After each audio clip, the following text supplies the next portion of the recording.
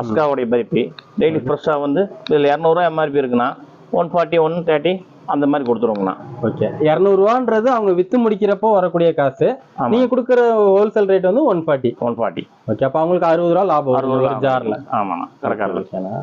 வேற அப்படியே நிறைய ஐட்டம் இருக்கு. இதெல்லாம் என்னதுங்கண்ணா? இதெல்லாம் பாருங்க முந்திரி பருப்பினா நல்ல நைஸ் பருப்பி. இது வந்து 150 ரூபாய்க்கு இருக்குண்ணா. நம்ம 120 கொடுத்துருவோம்னா. ஓகே, கடை கஸ்டமருக்கு வீட்டு கஸ்டமருக்கு அனுசரிச்சு ஃபுல்லாக ஹோல்சேலாக கொடுத்துருவோம்னா. ஓகே ஓகேண்ணா.